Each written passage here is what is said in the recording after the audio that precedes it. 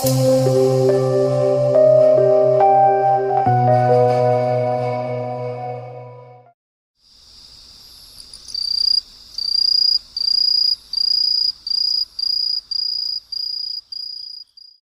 grandmother Ruth Atkins was a midwife.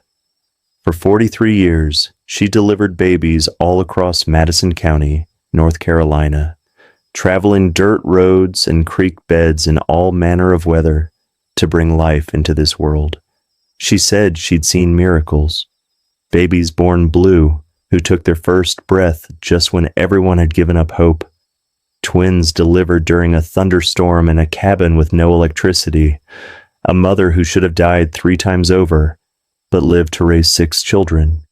But she also said she'd seen the other side of miracles, the dark side, the side that reminded her that for every door God opens, something else might slip through.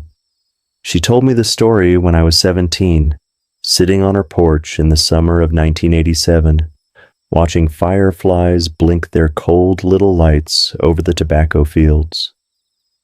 I'd asked her what was the scariest thing she'd ever experienced as a midwife. She set down her sweet tea, looked out at those fireflies for a long moment, and then told me about the spring of 1951 and what happened in Beggar's Hollow. Grandma Ruth said it started with a birth that should have been routine. A young woman named Clara Hensley, 19 years old, married to a tobacco farmer named Earl, was expecting her first child. Grandma had visited her throughout the pregnancy, and everything seemed healthy. Clara was strong, the baby was positioned right, and Earl was attentive. Almost too attentive, Grandma said. He watched Clara like she might vanish if he looked away. The birth happened on a Wednesday night in late April. Grandma Ruth arrived just after sunset to find Clara already in hard labor. Everything went smooth as silk. And just before midnight, Clara delivered a healthy baby girl. They named her Violet. But something was wrong with Clara. Grandma said she knew it the moment she looked into the new mother's eyes. There was something missing behind them. Something that should have been there. That spark of exhausted joy that every new mother carries was absent. Clara held her baby, nursed her baby, did everything right, but she did it all with the face of someone watching themselves from across the room. Grandma asked Earl if Clara had seemed different during the pregnancy, and the man got real quiet. He said that Clara had been spending a lot of time down by the creek that ran through the hollow. Said she'd come back from those walks looking peaceful, more peaceful than he'd ever seen her. But when he asked what she did down there, she just smiled and said she'd been talking to the widow. Now, there hadn't been any widow living in Beggar's Hollow for near on 30 years. The last one, a woman named Delphine Rourke, had died under circumstances that folks preferred not to discuss. Grandma Ruth remembered hearing about it when she was just a girl, how Delphine had lost 3 babies of her own, each one stillborn, and how the grief had driven her to something unforgivable. When Grandma asked Earl to describe this widow Clara had been meeting, he said he'd never seen her himself, but Clara had described her as a tall woman with black hair turning gray, wearing an old-fashioned mourning dress, and she was always carrying something wrapped in a blanket, holding it close to her chest, like it was the most precious thing in the world. Grandma Ruth felt the hair stand up on the back of her neck. She stayed with the Hensleys for 3 days, as was her custom with first-time mothers. On the second night, she woke up to the sound of Clara's voice drifting through the cabin walls. The new mother was standing at the window, holding baby Violet and whispering to someone outside. Grandma crept close enough to hear, and what she heard chilled her blood. Clara was saying, I know it's not fair, but she's mine. She came from me. Please understand, please." And then another voice answered, a woman's voice coming from outside the window. It was soft and patient and terribly sad. It said, "That's what my mother told them too, when they came to take what was owed. The next morning, Grandma Ruth drove into town and found the oldest person she could, a man named Purvis Cole, who was 91 years old and remembered everything. She asked him about Delphine Rourke, the widow who'd lived in Beggar's Hollow. Purvis said that Delphine had come to Madison County as a young bride in 1889. Her husband was a man named Thomas Rourke, a farmer who owned a good bit of land in the hollow. They seemed happy for a time, but Delphine couldn't carry a baby to term. 3 times she got pregnant, and 3 times she delivered a stillborn child.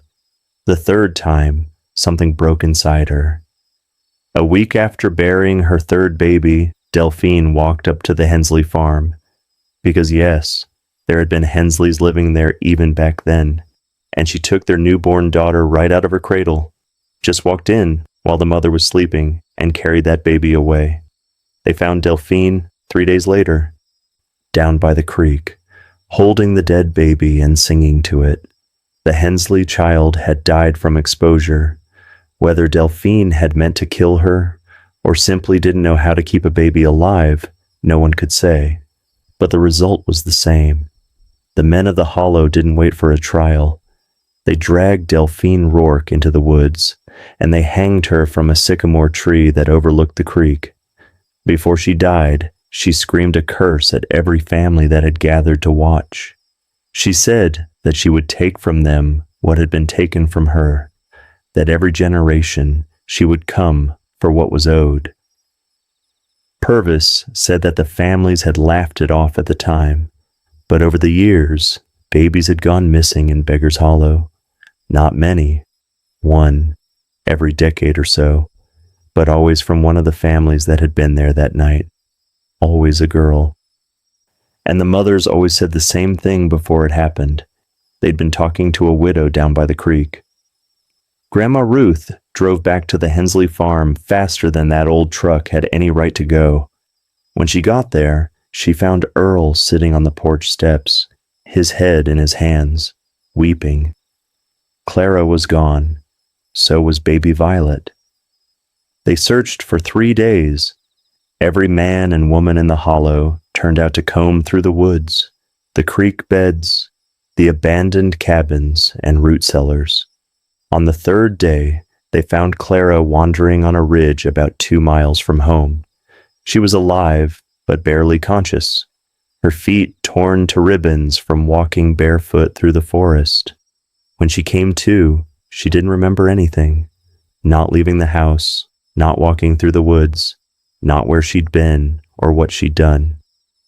The last thing she remembered was standing at the window, nursing Violet and hearing a woman's voice telling her it was time to pay what was owed. They never found baby Violet.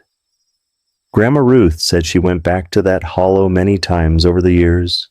She delivered Earl and Clara's 2nd child, a boy, and their 3rd, another boy.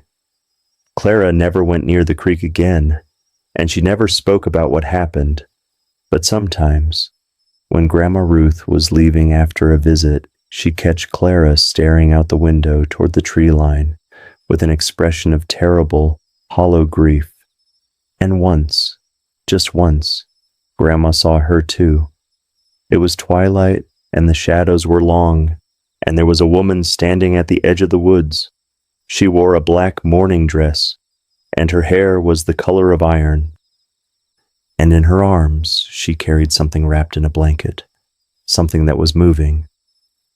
Grandma Ruth said she blinked and the woman was gone, but she could still hear it, drifting through the hollow like mist, a lullaby sung in a voice that had been singing for 60 years, to a baby that would never grow old. The Hensleys weren't the only family to lose a daughter over the years. Grandma Ruth kept track, because keeping track was all she could do.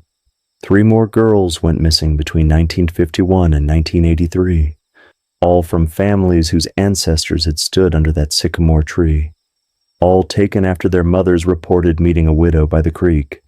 And each time, days or weeks later, someone would find something left behind where the child had last been seen. A small wooden cradle, no bigger than a child's toy, carved from sycamore wood. Each one contained a slip of paper with a single word written on it. Ode.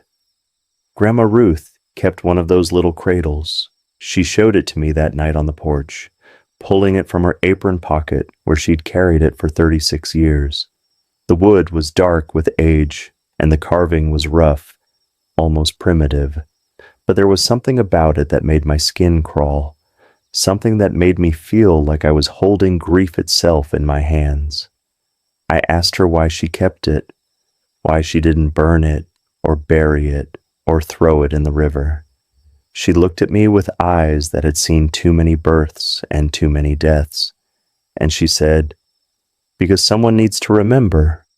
Someone needs to know that what we do casts a shadow, and that shadow falls on everyone who comes after." Those men thought they were delivering justice when they hanged Delphine Rourke. Maybe they were, but they forgot that justice and vengeance look an awful lot alike in the dark, and the dark remembers everything. I asked if anyone had ever tried to stop it, to break the curse somehow. Grandma shook her head. Some of the families moved away, changed their names, thought they could outrun it. She paused. The Carters moved all the way to Tennessee in 1962. Their granddaughter went missing from her bedroom in Knoxville in 1978. They found one of those little cradles in her crib. She took the wooden cradle back from me and tucked it into her pocket. Delphine waited 30 years for her first taking. She's patient. She's got nothing but time. And she's got a lot of daughters now, if you believe the stories. All those little girls, growing up in whatever place she's taken them, learning to sing that lullaby, learning to wait by the creek for the next mother who needs a friend. I never went back to Beggar's Hollow after that night. Grandma Ruth passed away in 1994, and when we cleaned out her house, we found that little wooden cradle in her dresser drawer, along with a note. The note had 2 lists on it. The first was the names of every family that had been present at Delphine Rourke's hanging. There were 11 names. The second list was the names of every girl child taken since 1919. There were 7 names, and blank lines underneath waiting for more. I burned the note. I tried to burn the cradle too, but it wouldn't catch. The wood just sat in the flames, turning darker and darker, but never burning. Eventually, I gave up and buried it in the backyard of my grandmother's house, 3 feet deep. The house sold 6 months later to a young couple from Charlotte. They were expecting their first child, a girl. I think about calling them sometimes, warning them about the creek, about the hollow, about the widow who waits. But what would I say? And would they even believe me? All I can do is hope that Delphine has enough daughters now, that she's gathered enough of what was owed, that somewhere in whatever dark nursery she's built over the past century, she's finally, mercifully satisfied. But I don't believe it. Not really. Because Grandma was right about one thing. The dark remembers everything, and it's patient.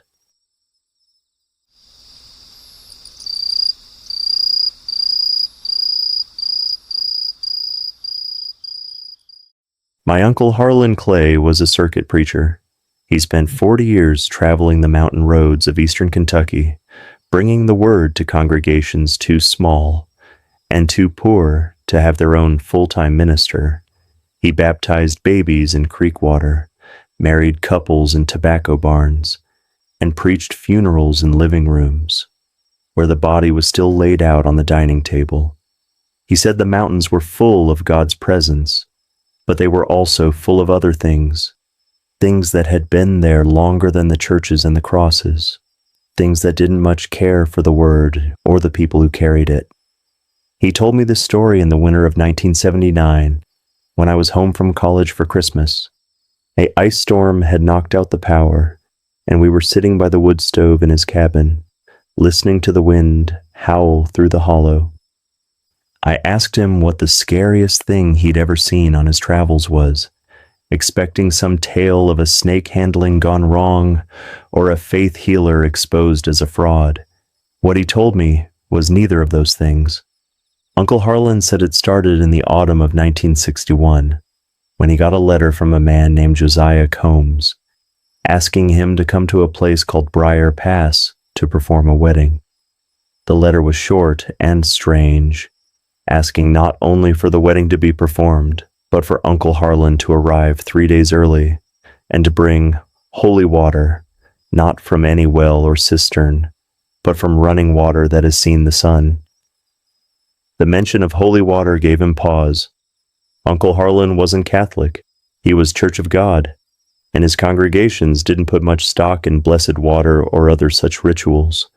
But something about the letter felt urgent, desperate even. So he collected some water from a sun-dappled stretch of troublesome creek, said a prayer over it, and set out for Briar Pass. The drive took the better part of a day, winding through hollows and over ridges on roads that were more suggestion than pavement.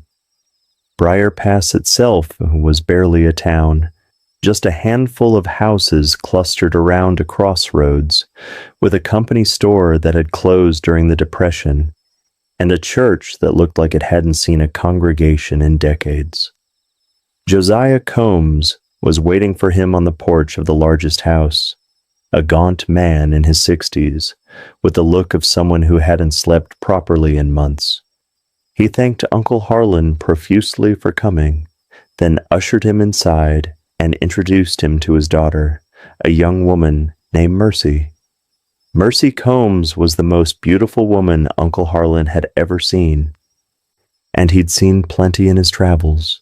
She had hair the color of autumn leaves and eyes like creek water, and when she smiled, it was like the sun coming out from behind a cloud. She was set to marry a young man from the next county over, a coal miner named Vernon Prater, who seemed decent enough, if a bit quiet. But it wasn't Mercy or Vernon that Josiah wanted to talk about. That first night, after Mercy had gone to bed, Josiah sat down with Uncle Harlan and told him why he'd really asked him to come 3 days early. He said that Briar Pass had a problem that went back generations to the very founding of the settlement. "You ever hear of a toll taker?" Josiah asked. Uncle Harlan said he hadn't. Josiah explained that when the first settlers came through the pass in the late 1700s, they found the way blocked by a man. He was tall and thin, dressed in clothes that were out of fashion even then, and he carried a walking stick carved from black locust wood. He told the settlers that the pass belonged to him, and if they wanted to cross, they'd have to pay a toll. The settlers asked what the toll was. The man smiled and said, "1 of every 10. That's fair, isn't it? 1 of every 10, and you can use my road as often as you like." The settlers thought he was mad. There were 32 of them, and he was one man with a walking stick, so they tried to push past him. That's when the first one died. Uncle Harlan said Josiah's voice dropped to barely a whisper as he described what happened next. The settlers' leader, a man named Absalom Prater, fell dead on the spot. No mark on him, no sign of violence. He just crumpled like a puppet with its strings cut. Then the man with the walking stick asked again, 1 of every 10. Was it a deal? The settlers were terrified now, but they were also desperate. Winter was coming. Their supplies were low, and there was no other pass through the mountains for 50 miles. So they agreed. They drew lots, and 2 more of their number lay down and died, peaceful as sleeping. The man with the walking stick smiled, stepped aside, and vanished into the trees. The settlement of Briar Pass was founded that winter, and every 10 years since, the toll taker returned to collect what was owed, always at the autumn equinox, always taking 1 of every 10 residents. The settlement had kept careful count over the generations, always making sure there were never exactly 10 or 20 or 30 people living within its bounds. They'd chase away newcomers, encourage their children to leave, do whatever it took to keep the numbers wrong. But something had changed. In the spring of 1961, Josiah's wife had died of a fever. Then his brother had been killed in a mining accident. 2 deaths within 6 months. And suddenly the population of Briar Pass stood at exactly 10 people. 10 people. And the autumn equinox was 3 days away.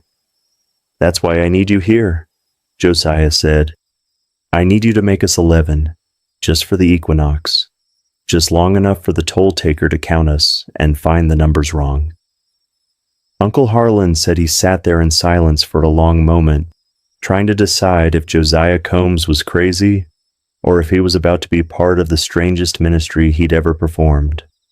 Finally, he asked why they didn't just leave, all of them, pack up, and be gone before the equinox came. Josiah shook his head. "Can't leave. The toll taker made sure of that. Anyone born in Briar Pass who tries to leave before the equinox, well, they don't get far. My grandfather tried it once, back in 1891. They found him dead on the road, not a quarter mile from the pass. Heart just stopped." So Uncle Harlan agreed to stay. He performed the wedding ceremony on the second day. Vernon and Mercy, standing in the old church that had been opened for the first time in 20 years. And then he waited with the rest of Briar Pass for the equinox to come. On the morning of the 3rd day, the whole settlement gathered in the church. There were 10 of them now that Uncle Harlan was included.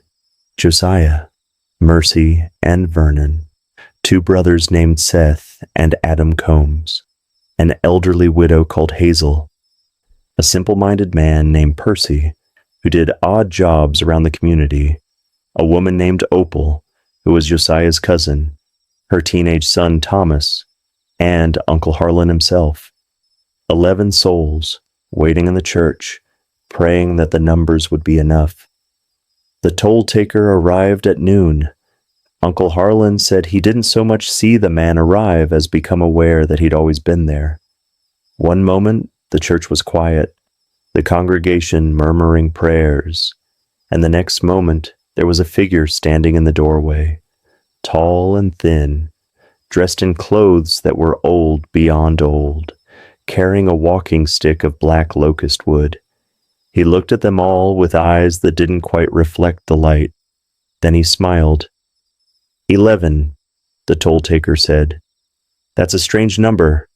Usually it's 10, or 9, or 8, rarely 11. But numbers is numbers." He started walking down the aisle, his walking stick tapping on the wooden floor. "Let me count."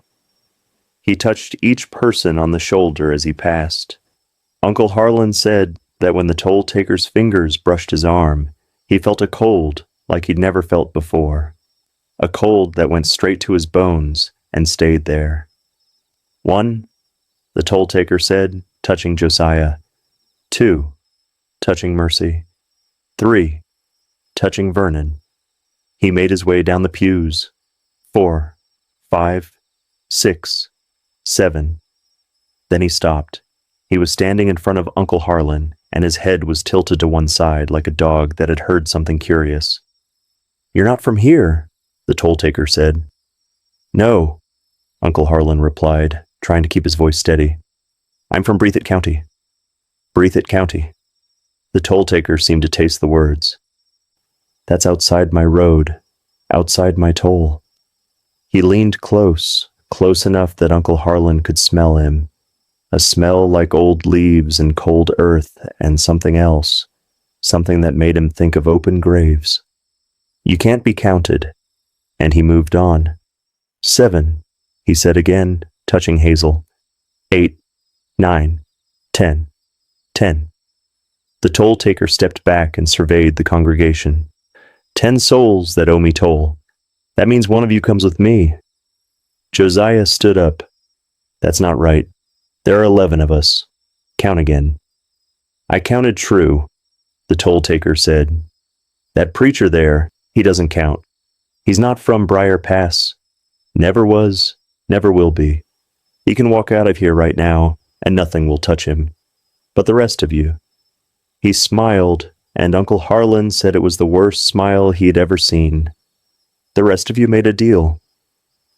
Your grandfathers made it, and their grandfathers before them. Blood seals it, soil seals it. You can't bring in an outsider and expect me to count him. The congregation erupted into chaos. Some were weeping, some were praying, some were screaming at Josiah for bringing them false hope. Through it all, the toll-taker stood calmly, leaning on his walking stick, waiting.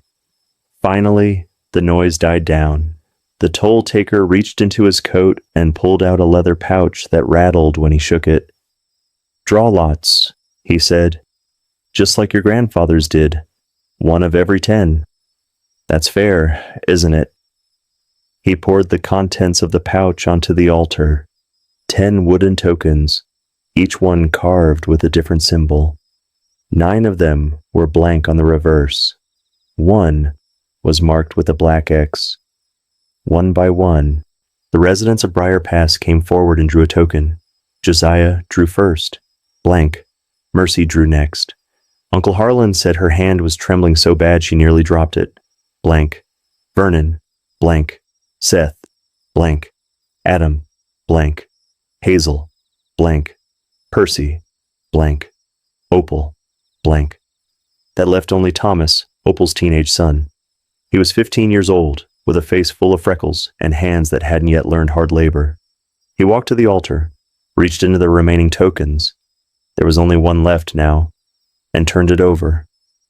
The black X stared up at him. Opal screamed. She threw herself at the toll-taker, clawing at his face, but he just brushed her aside like she was made of paper. Then he walked to Thomas, placed a hand on the boy's shoulder, and the two of them began walking toward the door. That's when Uncle Harlan did something he'd never done before. He pulled out the jar of holy water from Troublesome Creek, the water that had seen the sun, and he threw it at the toll-taker's back. The toll-taker stopped. Slowly, he turned around. Where the water had struck him, his coat was steaming. Not burning, steaming, like morning mist rising off a pond. Now that, the toll-taker said, was unwise. He released Thomas and began walking toward Uncle Harlan. Each step was slow and deliberate, his walking stick leaving small char marks on the wooden floor. Uncle Harlan said he wanted to run, wanted to scream, wanted to do anything except stand there and watch that thing approach. But his legs wouldn't move. The toll-taker stopped inches from his face. You're outside my toll, he said. I can't take you, but I can hurt you. I can hurt you in ways you'll feel for the rest of your life, and I can make sure that every road you ever travel, every path you ever walk, leads back to me. Uncle Harlan said the only thing he could think to say. Then take your toll and go. Leave the boy. Take me instead. The toll-taker laughed. It was a sound like branches breaking. You? You're not worth anything to me. You haven't been here long enough to owe anything. But that boy, he pointed at Thomas. That boy's been here his whole life. His blood is in the soil. His debt is my debt. What if I stay? Uncle Harlan asked. What if I make Briar Pass my home? Would I owe you then? The toll-taker considered this. You'd have to stay forever, not just visit.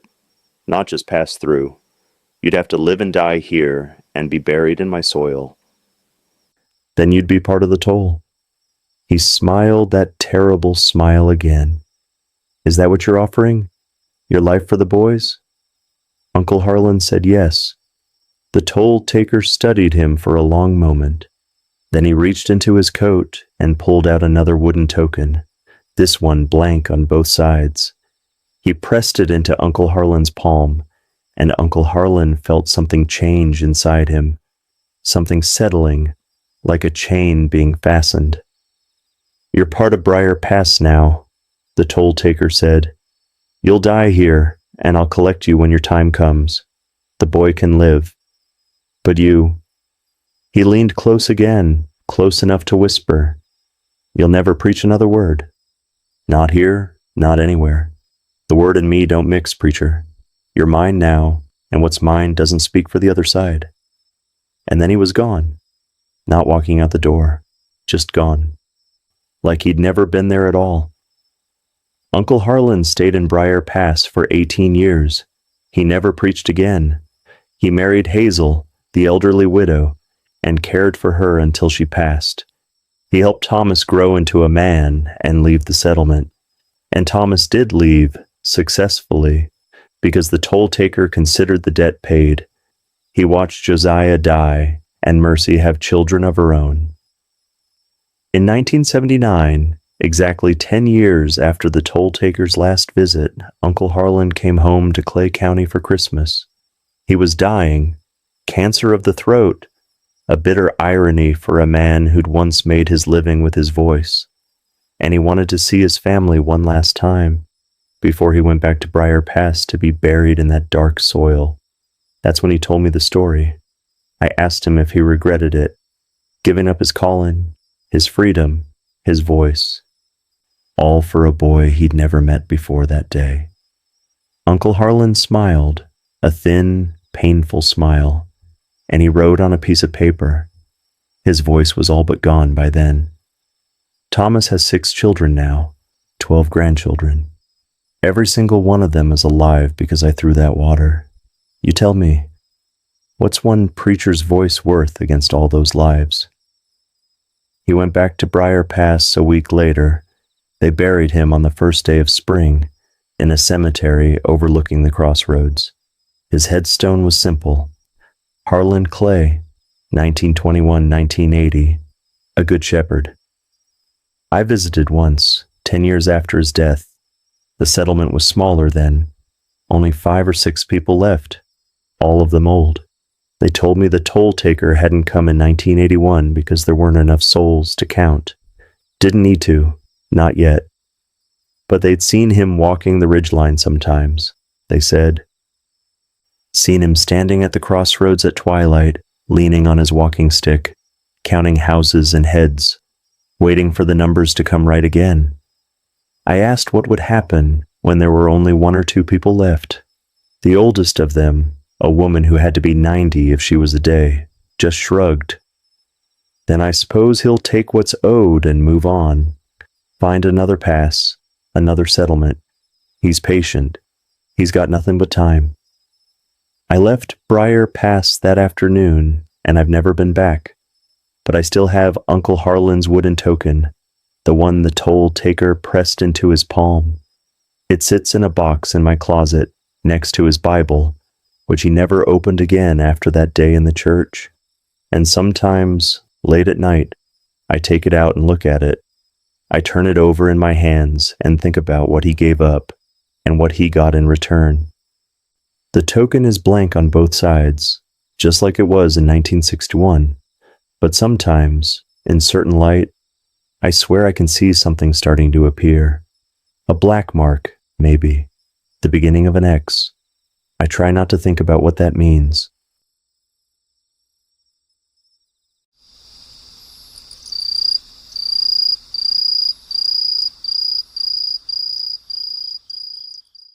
My great-aunt Della Price was a song catcher. For those who don't know, that's someone who travels through the mountains collecting old ballads and folk songs before they die out with the people who remember them. She worked for the Library of Congress back in the 1930s and 40s, driving from cabin to cabin with a portable recording device, trying to capture the voices of the old-timers before they passed on.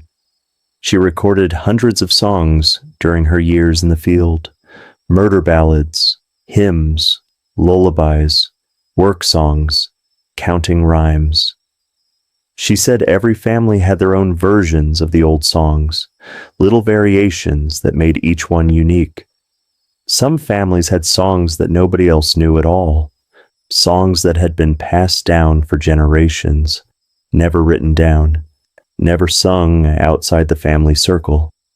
Most of those songs were harmless, beautiful even, but some of them, Aunt Della said, should never have been recorded at all. She told me about one such song on the night before she died in 1982. She was 94 years old, sharp as a tack, and knew her time was short. She'd kept the story secret for 50 years, but she said she couldn't take it to her grave. Someone needed to know, she said. Someone needed to understand why certain songs were never meant to be sung. It happened in the spring of 1938, she said, when she was traveling through Harlan County collecting songs from the coal mining communities. The Depression had hit those families hard, and many were willing to sing for the small payment the Library of Congress provided. Aunt Della recorded dozens of songs that spring, songs about lost loves and mining disasters and children taken too soon. Then she met the Whitaker family. The Whitakers lived in a hollow so deep in the mountains that Aunt Della had to leave her car and walk the last 3 miles. When she finally reached their cabin, she found a family of 7, a mother and father, 4 sons, and 1 daughter. The daughter, a girl of about 16 named Pearl, had a voice like nothing Aunt Della had ever heard. She spent 3 days with the Whitakers, recording song after song. The parents sang old English ballads that had crossed the ocean 200 years before. The sons sang mining songs and Union songs. But Pearl sang something different. On the second night, after the rest of the family had gone to bed, Pearl came to Aunt Della by the fire and asked if she wanted to hear a song that wasn't meant for outsiders. A family song, passed down from mother to daughter for as long as anyone could remember. Pearl said she wasn't supposed to sing it for anyone except her own daughters, if she ever had any. But she wanted it recorded. She wanted people to know it existed. Aunt Della set up her recording equipment and let Pearl sing. The song was called Hush Now, Troublesome. It was a lullaby, slow and sweet, about a mother trying to quiet a crying baby. But as the verses went on, the lyrics turned dark. The mother in the song wasn't trying to comfort her baby. She was trying to silence it, permanently. The final verse described the mother carrying her dead child to a creek called Troublesome and laying it in the water, where it won't cry no more. Aunt Della said she felt sick to her stomach listening to it, but she was a professional, and she knew that the old songs often dealt with dark themes. Child murder wasn't uncommon in the ballad tradition, so she recorded the whole thing, thanked Pearl for sharing it, and packed up her equipment the next morning. That's when things started to go wrong. On the walk back to her car, Aunt Della heard something following her through the woods. Footsteps, she thought at first. Small, light footsteps, like a child's. But when she turned around, there was nothing there. Just the empty forest and the spring sunshine filtering through the trees. She drove back to the boarding house where she was staying and spent the evening transcribing her recordings. When she got to Pearl's lullaby, she listened to it again, this time with fresh ears, and that's when she noticed something that made her blood run cold. There was a second voice on the recording. It was faint, almost below the range of hearing, but it was there. A child's voice, soft and broken, singing along with Pearl, and it wasn't singing the same words. Where Pearl sang, "Hush now, troublesome, don't you cry," the other voice whispered, "Hush now, mother, now you die." Aunt Della thought it was a defect in the recording equipment. Had to be. She'd been alone with Pearl when the song was recorded. There were no children present. She decided to re-record the song the next day with better equipment and see if the problem persisted. But when she drove back to the Whitaker Hollow the next morning, she found the family in mourning. Pearl was dead. She'd been found that morning at the bottom of Troublesome Creek, about a mile from the cabin. Drowned, they said. But the body was strange. Her eyes were open and staring, and there were small marks around her throat. Not bruises exactly, but indentations, like tiny fingers had pressed into her flesh. The family was too grief-stricken to speak with her. Aunt Della offered her condolences and left, taking her recordings with her, but the child's voice followed her. That night, in her boarding house room, Aunt Della heard it again, the same soft, broken whisper coming from somewhere in the walls or the floor, or maybe just inside her own head. Hush now, mother. Hush now, mother. Hush now, mother. Now you die. She packed her bags and left Harlan County that very night. She drove through the darkness until dawn, then kept driving until she reached Lexington. She didn't stop until she was at the state library, where she deposited all of her Harlan County recordings, except one. The recording of Pearl singing "Hush Now, Troublesome" she kept. She didn't know why. Maybe she thought someone should study it, figure out what had caused that second voice. Maybe she was afraid to let it out of her sight. Whatever the reason, she took it home with her to Washington, D.C., and locked it in a safety deposit box at her bank. For 20 years, she tried to forget about it. She kept working, kept collecting songs, kept living her life. But every now and then, usually in the spring, she'd hear that voice again, the child's voice, singing its twisted version of the lullaby. It never got louder or closer. It was always the same faint whisper, hovering at the edge of hearing, but it never went away entirely either. In 1958, Aunt Della finally decided to investigate. She took a leave of absence from her work and traveled back to Harlan County, hoping to find out more about the Whitaker family and the song Pearl had sung. What she found was a graveyard. The Whitaker cabin had burned down in 1943, just 5 years after her visit. The mother and father had died in the fire. The 4 sons had scattered to the winds, 3 of them killed in World War II, the 4th committed to a mental institution after suffering a breakdown. There were no more Whitakers left in Harlan County. The family line had ended. But the locals remembered them. And when Aunt Della asked about the song Pearl had sung about "Hush Now, Troublesome," she found an old woman who was willing to talk. The woman's name was Granny Howell, and she was nearly 100 years old. She'd been a friend of Pearl's grandmother back before the turn of the century, and she knew the history of the Whitaker song. She said that the Whitaker family had come to Kentucky in the 1790s, part of the great wave of settlers pushing into the frontier. They'd settled near a creek they named Troublesome, on account of it flooding every spring and washing away whatever they tried to build near it. The first year was hard. The second year was harder. By the third year, the Whitaker wife, a woman named Sarah, had given birth to 3 children, and 2 of them had died before their first birthday. Fever took one. The creek took the other, when a flash flood swept through their cabin during a spring storm. Sarah Whitaker went mad with grief.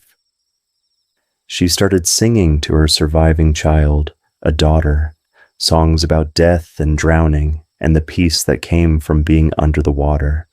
The daughter survived, barely, and eventually had children of her own. And those children learned the songs, and their children learned them, and so on, down through the generations. But the songs weren't just songs, Granny Howell said. They were invocations. Sarah Whitaker had been a cunning woman, a witch, and she'd woven something into those melodies, something that reached out to her dead children wherever they'd gone and tied them to the living world. Every time one of her descendants sang, "Hush Now, Troublesome," they woke those children up, called them back, made them hungry. Hungry for what? Aunt Della asked. Granny Howell looked at her with eyes that had seen a century of mountain life. eyes that had no room left for sentiment. "Hungry for company," she said. "Those babies died alone and scared. They've been alone and scared for near on 200 years. And every time someone sings that song, they remember what it felt like to drown, and they want someone to share it with." Aunt Della asked what happened to the people who sang the song, the people who woke the children up. Granny Howell just shook her head. "They end up in the water," she said. "Sooner or later, one way or another, they all end up in the water." Aunt Della left Harlan County for the second and last time. She went back to Washington, took the recording out of the safety deposit box, and destroyed it, burned it, then scattered the ashes in the Potomac River. But it was too late. She'd listened to the recording too many times. The song was in her head now, lodged in her memory like a splinter. She could hear it whenever the room got quiet. She could feel those children, Sarah Whitaker's drowned babies, pressing against the walls of her mind, trying to find a way in. For the rest of her life, Aunt Della never went near the water. Not rivers, not lakes, not even swimming pools. She bathed in 2 inches of water in her tub, and she drank nothing but coffee and tea. She avoided rain. She moved to the desert, but she could still hear them, the children, singing. "Hush now, mother. Hush now, mother. Hush now, mother. Now you die." She told me all of this on the night before she died, in a hospice in Albuquerque. She was skin and bones by then, her voice barely a whisper. But when she got to the part about the song, about the children, her eyes went wide and bright and terrified. "Don't ever go near Troublesome Creek," she said. "Don't ever sing that song. And if you hear children singing, if you hear that lullaby coming from somewhere you can't see, you run. You run, and you don't stop until you can't hear it anymore." She died the next morning. Peacefully, they said, in her sleep. But when I went to view her body, I noticed something that the nurses had somehow missed. Her lips were wet, and there was a thin line of water, just a trickle, really, barely visible, running from the corner of her mouth down to the pillow. I told myself it was just condensation, moisture from her final breaths, nothing more. But I know what I saw, and I know what I heard just before the nurses came in. A faint sound, almost too quiet to catch, a child's voice, singing, "Hush now, mother. Hush now, mother. Hush now, mother." I never went to Harlan County. I never sought out Troublesome Creek. I never tried to find any descendants of the Whitaker family, or learn the words to that terrible lullaby. But last spring, my daughter was born, a beautiful girl with her great-great-aunt's eyes. And one night, while I was rocking her to sleep, a song came into my head. I don't know where it came from. I'd never heard it before, never learned it, never even thought about it. But there it was, rising up from somewhere deep in my memory, like something that had always been there, just waiting.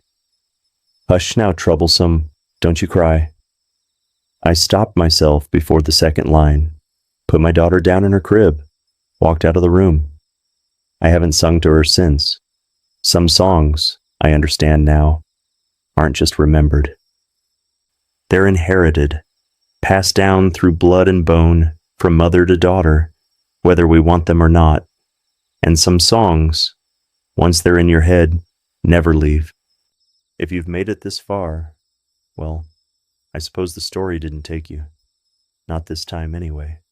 Hit subscribe so you don't miss the next tale from these old mountains. And tell me in the comments, which part made your skin crawl? Which moment made you check the shadows? I'll be reading, and so will whatever followed you here.